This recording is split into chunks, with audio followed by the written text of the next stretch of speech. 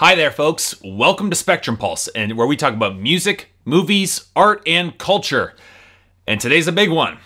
Midnight Memories by One Direction. Now, there comes a time in every boy band's evolution that they want to take their brand in a very different direction from the typical pre-packaged pop music that made them stars. They might want to come across as darker or edgier or experiment with new instrumental directions or styles. It's often the very first tentative step towards artistic freedom, and it's also the step that can either make or break boy bands for good. Now let's consider the 90s boy bands for an example, and we're going to talk about NSYNC and the Backstreet Boys. Now the latter band tried to go in a darker direction with Black and Blue, which arguably handled the transition a little bit better by opting to stick to the pop template than just playing with a darker tone and energy. And for the most part, it kind of worked. But then again, it would take the Backstreet Boys 5 years to create another album, and by that point, they switched genres altogether towards adult contemporary and pop rock. The much bleaker story, unfortunately, comes from NSYNC,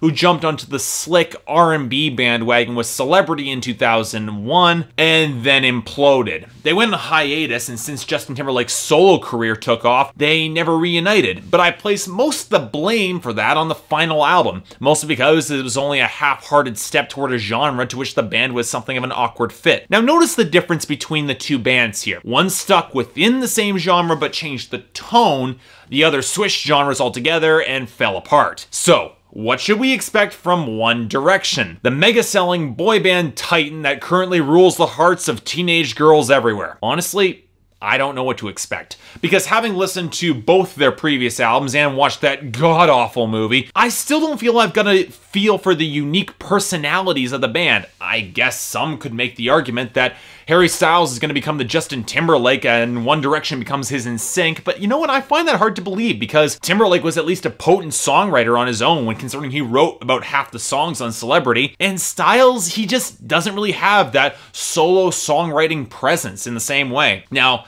the other big problem is that none of these guys have really impressed me with raw personality or charisma in the same way that Justin Timberlake did with NSYNC. And now that I can finally tell them apart, I have yet to detect enough vocal distinctiveness outside of that to determine personalities outside of the cute one in the boy band template. Yeah, it's time for full disclosure here before going into this album. I never liked One Direction. Their harmonies are bare bones at best, their instrumentation and production can lack some flavor at points, even though it does have a certain amount of riotous energy, and their lyrics are god-awful. I don't need to link the Colbert Report's dissection of what makes you beautiful, or the seduction through insult methodology of little things. All of these lyrics just make One Direction come across as pickup artists who target their material at the most vulnerable parts of the psyches of their teenage fan base. And while I won't deny that it works, in kind of sickening that it doesn't come across as romantic or authentic, at least to me, because the material seems so calculated and the band is devoid of unique personality between its members. Now, look, I'm not going to deny that the Backstreet Boys and NSYNC used a lot of the same formula,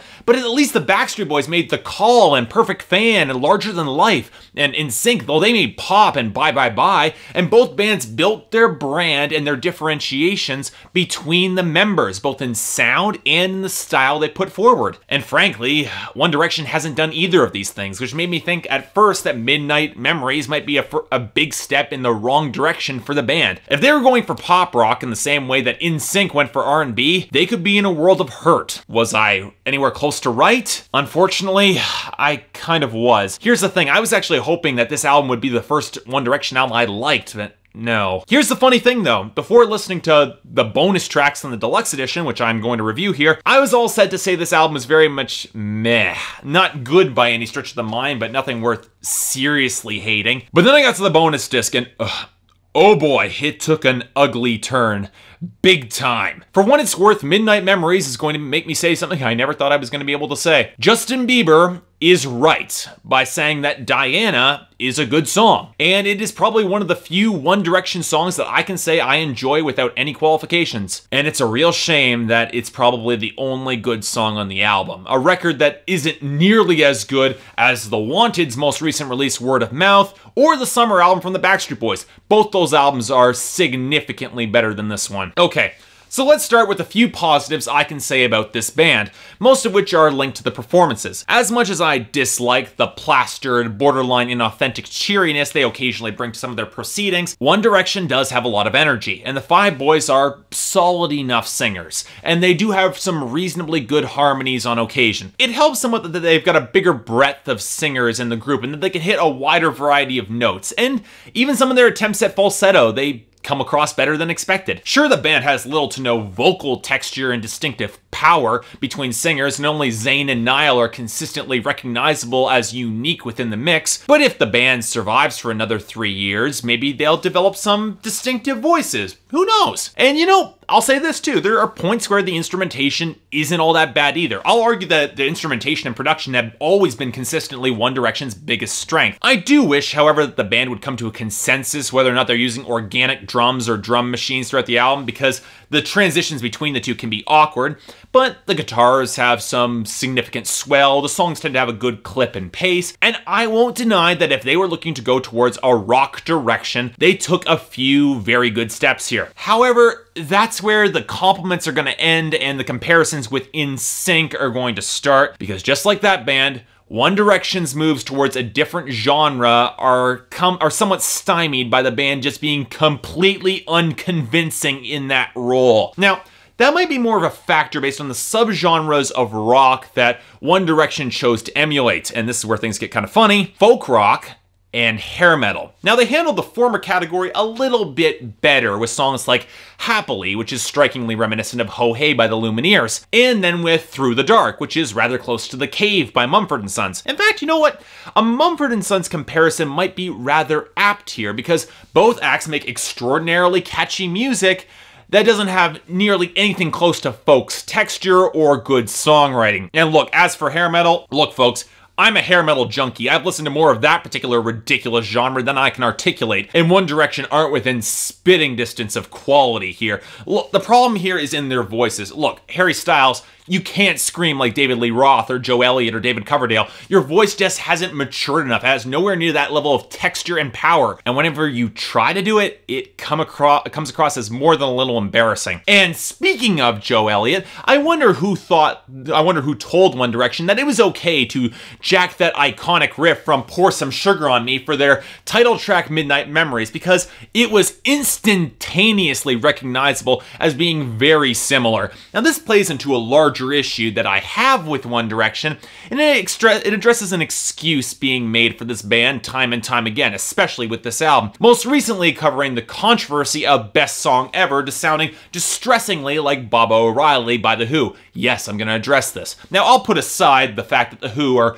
one of my favorite bands of all time, a staple of rock music, and are eons better than One Direction. Sorry, Directioners, your special band isn't within anywhere close to being able to make albums like Tommy or Quadrophenia. But the argument being made in defense of One Direction is that they are simply reinterpreting that level of classic music for an audience that hasn't had a chance to hear it yet. They're a boy band for today, so if they chose to appropriate the title of a Backstreet Boys album for 2009 for their god-awful movie, we should just excuse it, because it's not as if their fan base knows or cares. But here's the underlying argument behind that case. That entire line of argumentation is built on the assumption that One Direction thinks their fan base are idiots who aren't willing to learn anything about music or its history. And you know, as much as I have huge issues with some of the things that Directioners have done, like harassing established English hard rock legends like Pete Townsend, you can at least give them a little bit of credit here. Sure, most of them weren't alive when Joe Elliott wrote his hair metal classic,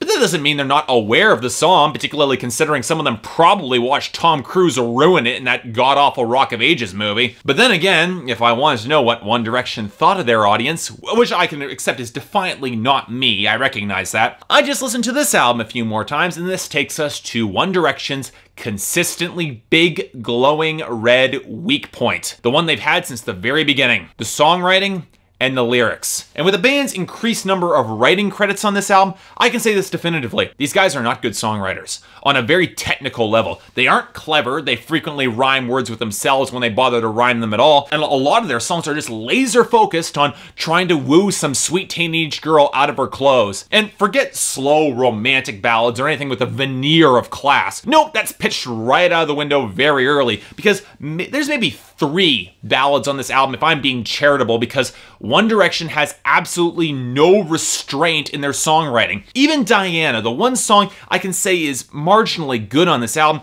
has songwriting problems. Songwriter Liam Payne has made it very clear that it's a song directed at all the girls named Diana out there.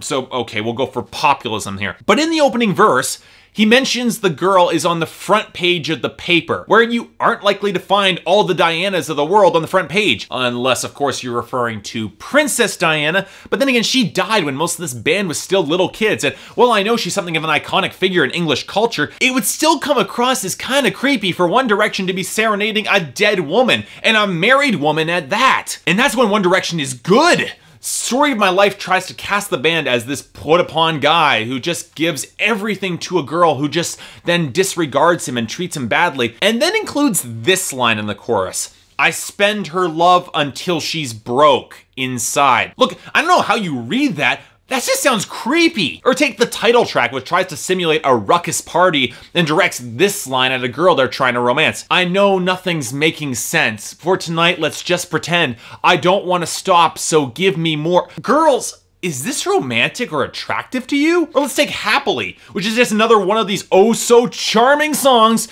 where One Direction tries to steal a guy's girlfriend even after it's implied in the first verse that the girl and One Direction had already broken up in the past. Get over it! Or take something like Something Great, which has fun lines like, I want you here with me, like how I pictured it, so I don't have to keep imagining. So there, ladies, if you're turned on by guys saying, I'm totally having dirty thoughts about you, get with One Direction, who went with the Jason Derulo school of seduction techniques. Or let's go with Little White Lies, a song that actively encourages girls to play coy and say those little white lies because, hey, that's how One Direction will like you. Because that's not encouraging a whole generation of guys to ignore girls when they start saying no, because really, they mean yes. But you know, even with that terrible message, I was prepared to throw up my hands and call this album mediocre and call it a day. But then I listened to the bonus disc, and the first 3 songs on that particular bonus disc might be some of the most offensive songs I have heard this year, and I reviewed a will.i.am album. The first track is Why Don't We Go There, which is a song written by every member of the band about trying to convince a girl to go all the way with him, and they use every disgusting, cheap, creepy line in the book. The second track is Does He Know, where the band articulates how this girl has a really sweet boyfriend, clearly knows a lot about her and cares a lot about her, but that One Direction is going to screw her anyways, and she's clearly going to love it. And then the third track adds a whole load of positive reinforcement about how every single member of the band just wants to get laid constantly, and one girl is kind of nervous what her friends will think when she decides to screw them, yet the band all plays it off with, hey, it's alright, does it make you feel alive? Don't look back, live your life, even if it's just for tonight, because by next morning, One Direction will be on the other side of the world and they will have forgotten your name. Keep in mind, these are songs that are written by the band. These are their attitudes put to music. They aren't being fed material here. And the problem with this is that it completely undercuts any romantic sentiment that they might have tried to build on this album. Quote them stealing from the Backstreet Boys, this is us. This is One Direction, friends. This is the band that all of you have bought into. And look, girls, Directioners, is this attractive to you? Do you find this romantic? Really? I'm quoting lyrics directly to you here, and these aren't buried in symbolism or all that hard to interpret. Say what you will about the Backstreet Boys or NSYNC or even The Wanted, they were never this straightforwardly leering and smug in their pursuit of girls, and the deeper undertones of this material, to say nothing of the legions of girls who are lapping it up, it just really leaves a sour taste in my mouth. It reminds me so much of the Twilight phenomenon and how poisonous and toxic this was. After listening to the main disc of this album, I had a migraine. After listening to the bonus disc, I felt nauseated. Between the open appropriation of better music from better bands to the questionable to flat out disgusting messages in this music, Midnight Memories by One Direction gets a 4 out of 10 and no recommendation. Stay away from this album. And Directioners, fans of this band, before you throw all manner of bile and hatred at me, how this isn't directed at me, I'm clearly not the audience for this, most of which I'm not going to acknowledge any of that bile you throw. Throw it in the comments, I'm not going to listen to it. I want to ask you a few questions. Do you find the messages that I described to you, do you find that romantic? Do you find these messages attractive? Do you like how this band condescends to you and clearly thinks that you know nothing about relationships or history or music or sex? Do you find that attractive? Do you want to be with guys who pressure you into sex even when you feel nervous or uncomfortable or unsure about things? Don't you think you deserve better than that? Because I think you do, if that means anything. So yeah, thanks a lot for watching. If you'd like to like and subscribe, I'd be more than grateful. If there's any other albums you'd like me to review, or if there's anything I might be able to do to improve my presentation, I'd be more than happy to hear it. If you're going to post hatred in the comments, go ahead, but don't expect me to respond to it. Until then, see you next time.